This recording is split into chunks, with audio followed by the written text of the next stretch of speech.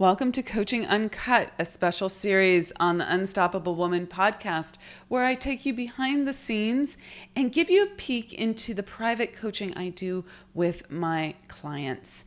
Now, all of these coaching calls have been recorded with permission from my clients, and they have generously allowed me to share this with you as a means of furthering the good in this world and allowing you to have access to master level coaching and to learn the lessons that they're learning right along with them.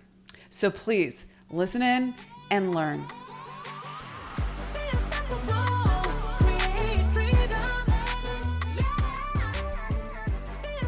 Hello. Hi, can you hear me? I can. Oh, good. Okay, how are things? Well, this is one of those days when I'm glad that we have a daily thing going on, because I was just sitting here on my way to the office, just kind of looking for my Mojo. Okay. Where'd your Mojo go? I don't know. I got my unstoppable hat on. It's a sunny day. Is it getting too good? I mean, is that what's going on? Well, some of the thoughts that were coming through my mind were that, when I start losing energy is kind of when I start going into automatic action, like. Not like a good new habit, but just like yesterday, for example, I had like a pretty decent day, but then I just kind of found myself on one of those days where I look up at the clock and I'm like, oh, okay, it's 4:00, and I know I've done a bunch of stuff, but I really wasn't really mindful about it. Maybe that's what it is, and so it gets to it just kind of gets to not like a day of sort of, it's just like, what can I say? It's like a dullness. Mm-hmm. Can I say that? It's like a dullness. So I'm just going to pull over so I can think straighter. I don't have to drive and talk at the same time. Okay. Yeah. That's okay. Okay. Yeah. So here's the thing. And Rex is not here with us, by the way. Okay. I'll let you know. Okay. Thank you. Okay. Appreciate that. So here's the thing. Human beings need certainty and they need uncertainty, okay? So put another way, they need some sort of consistency, structure, guidelines, focus, right? And then they need different, something new, okay? Right. And so I wonder if there's two things going on here. I like your assessment of the mindfulness as well. I think that's important. I also wonder if you needed a little bit of variety in your day. Okay? I've always been one of these. Well, let me just reflect on that for a quick second. Yeah, I'm forever looking for new things. Mm-hmm. So if I have like a day that is just like where my brain is like, this is not new, this is not new, this is not new, this is not new, this is not new. Mm-hmm. Then it just kind of gets flat for me. And I find that to be like kind of a danger zone for me. That's when I stay at work too long. That's when I don't do my best work. So, maybe I can like kind of dive into that a little bit. Yeah. So I think you need to, first, awareness is key. Sorry, I'm going to move off this loud road. Here. So awareness is key. So you're bringing this to awareness, and that's important. And so you look at that, and then you start triangulating, well, what is it? Okay, so right now we're exploring, maybe it's that I need something new. Okay, that's a high likelihood. So how would you reorient yourself in the moment when you feel this feeling of dullness coming on?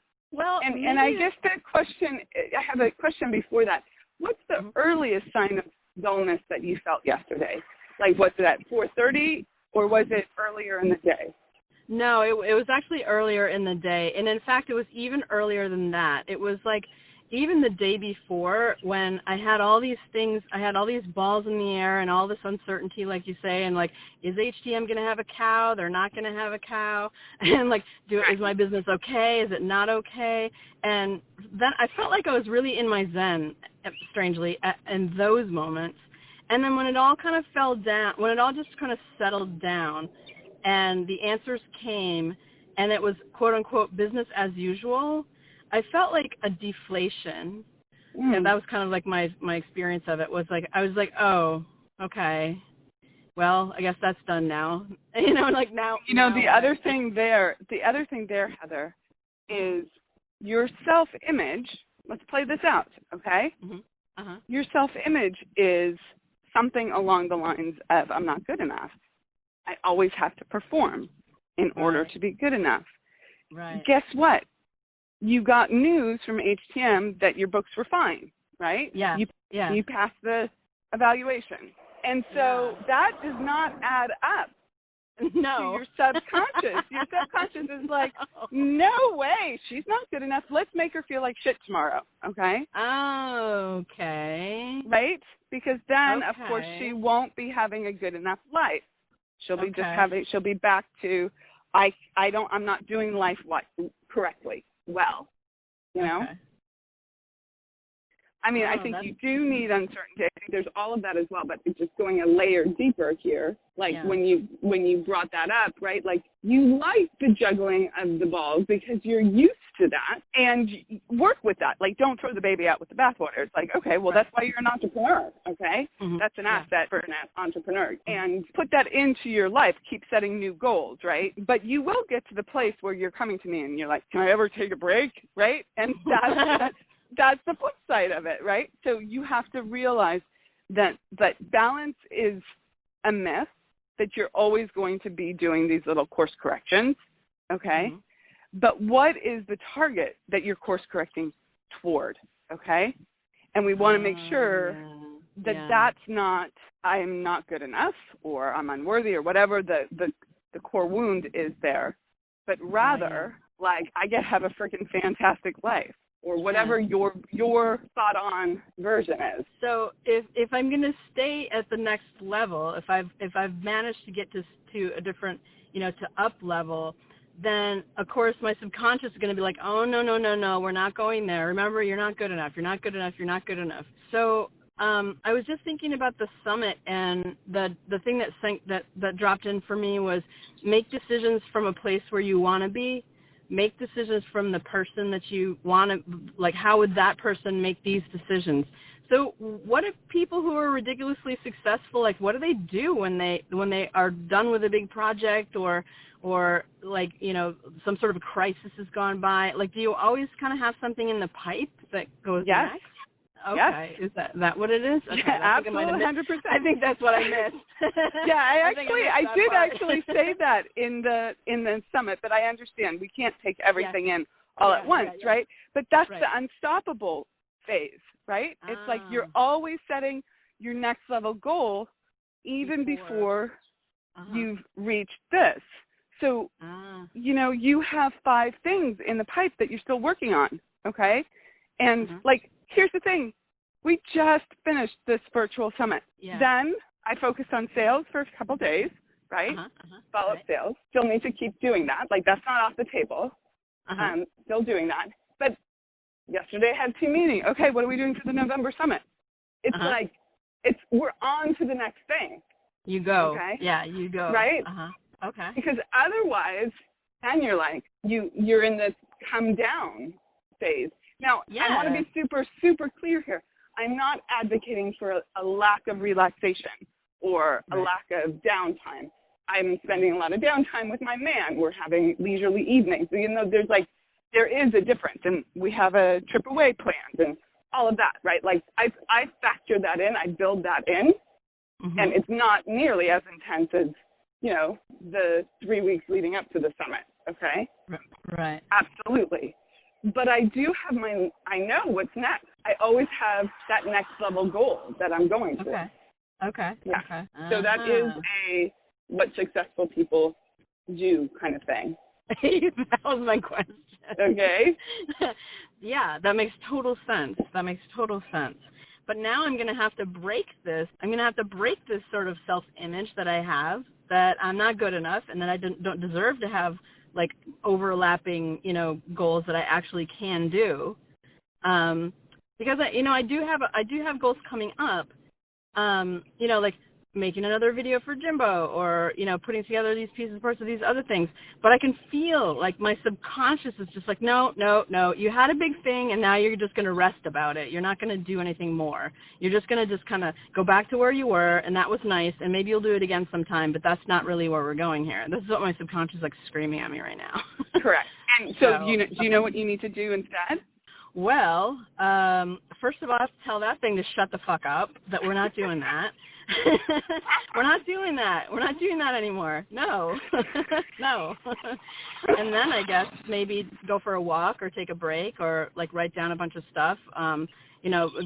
Think about what's next, just create what's next for me. In the business and life, maybe go back to the farm thing and flesh that out a little bit more. Just kind of all of that is great. The particular answer that I was looking for, just to crystallize it, is I picked my next goal and I set my next date. Oh yeah, the date. Okay. The stress test, is that what they actually call it, or is that what you were calling it? No, that's what I say. Yeah. Okay. So we're going to call it something else. The evaluation of your books. Okay. Okay. To be more specific there, and less like whatever that was. Okay. There was a timeline to that. There was you had a goal. Okay. Yeah. And so you want to set the next thing for yourself. And because we are trained we were trained in school to be good workers. That's what school did for us. Okay. Yeah. Yeah. And so we work to the test. Okay. Which means, to translate, we work for someone else. So you were pulling all this stuff together for HTM. Okay. Mm-hmm. And which is great. It works, right? That motivated you, that pushed the envelope for you. You did more, you were more, you got to the next level. It's functioning. But ultimately you want to get to a place where you're doing it for yourself, right? You're not doing it to please someone else, or you're not doing the work to pass the quiz, okay? I see. Or get the grade. You're doing it because you want it. And you can work with yourself on this. Like, I have financial goals for my business. That's for me, but I'm working towards a goal. Like, I want that. No one's given me that number. No one said that's the number. It's self-driven, okay? And I'm using that, like, I don't even know how to explain that, but somewhat of the work towards the test thing. Like, I have a deadline. I have I want it by the end of the year. I want this much. This is what an A+ looks like, if you want to put it in those terms, right? So I'm using how I was conditioned to serve me, but just in a slightly different way, because I'm doing it for me. I'm the one that's creating the test, if you will. Right. In psychology, they call that internal locus of control. Like your location of your control is in yourself, not to somebody else. So correct. You may have your own test, which is perfectly fine, but you made it up. It's your test. You get to decide whether you passed it or not. You get to decide whether you hit it or not. You're not, doing something for someone. You're not giving your control away. You're not doing correct. You're not giving your own energy, your power. You're not giving your power away. You keep it for yourself. Correct. And maybe that's the difference between setting your own date and having somebody else set a date for you, and you just kind of meet it. Correct. Now, it doesn't mean you don't use other people's needs and goals and desires. Leverage. Leverage that, right? Your client needs something by a certain time because that's when their divorce is happening. You're going to leverage that, right? And that's going to, right? Like, it's not that we're throwing the baby out with the bathwater, but for you in this sort of like, I went into dull from excited. You were, right? Like, you were doing something, and we need other people. So it's discernment, Heather. Like, I really want to be careful not to say that it's all or nothing. Like, it's discernment. It was great that HTM set this up and you were working towards it. In some ways, that was your own desire. Okay? Yeah, it was. Yep. Okay. And for me, the analogy would be, I'm on this call with my team and they're saying, okay, you need to do 7 more podcasts by the end of the week and do these recordings and these recordings. And I'm using that, like their schedule, right, that they've created to keep the business going. I'm using that to motivate myself, right? I gotcha. And to set some parameters. Now, ultimately, was I the person who said, I really want to do a podcast and have it be this and this and this and this and this? Yes. Okay. Okay. But they're now driving that up for you. Right, exactly. But they're now driving the schedule, and I'm using that as a tool to continue growing. Yeah. I see. You know what? That is awesome. I'm so glad you said that, because that really just improved my relationship with deadlines. I have a terrible relationship with deadlines, but that's one of why I shouldn't. Okay, I've acknowledged it, and I'm never going to say it again. Okay. Nicely done. I've acknowledged it, and I'm never saying that again. I'm really looking forward to figuring out how to make deadlines into a fantastic opportunity for me, rather than, full stop. An opportunity for me, so I can leverage a deadline instead of running away from it. Yes. Because it would feed my current self-image, that we were talking about earlier. So, deadlines can be really fantastic thing, which I totally just proved last week. Like, I had all these deadlines, and I totally slayed all of them. Right, and you were enlivened by it. And I was so happy about it. Yeah. So, okay, I see. Leverage the tools that you've already got, too. Like, don't throw everything over your shoulder. I see. Okay, Correct. I get it. And then for your homework for tonight, right, for what you're doing today, okay, I want you to I want you to get clearer about the target that you're moving toward, because we're going to keep moving to the target. Is the subconscious going to move it to the I'm not good enough target, or the like I frickin' slay, I am unstoppable? That's my word. You can use it if you want, but like, right? Like, what's the image? And I like that image personally, because to me it gets around the I'm there now, right? Like I've stopped growing, I've achieved the goal. I don't have to be in growth, and it gets around the like I am perfect, like I'm going for perfection, which is just not true. Okay. And that's one of the hooks that the subconscious does, is saying, oh, well, if you're not perfect, you haven't gotten to perfection yet. Like, you need to stay here. Don't even try. Okay. Yeah. And you have to. You have to redefine. Take the journey away. Exactly. Correct. You have to redefine what being in, like if you've not read Growth Mindset by Carol Dweck, that's a really important book to read. Okay. I would highly recommend that. DWERK, something like that. And you need to set the image of being someone who is in growth, who loves growth, who's continuing to grow. Got it. And that is good enough, right? It's like you have to redefine. Like, we have a misapprehension of what good enough equates. Like, the core wound is I'm not good enough, but we haven't defined what good enough is appropriately. We define it as perfection, but that's not accurate. No. Yep. It's not even helpful. I mean, it's kind of destructive. To have that as a goal, to have perfection as a goal is destructive. You never get there, and then all it does is enforce where you are. That is correct. Because you never get there. Correct. It's a process. Which, and it enforces the I'm unhappy, I can't get ahead, I'm always going to disappoint myself, like all these sort of subsidiary perspectives on self that come from this core wound. Yes. Okay, great. Oh, wow, that was a great reset. Thank you so much. You're so welcome. Yay. You're so welcome. I love it. Better. That feels much better. Thank you. You're welcome. All right. Okay. Good to do. All right. Have a wonderful one, and we will see you. We will see you later. Okay. Keep me posted. Take care. Okay. Take care. Bye. Bye-bye.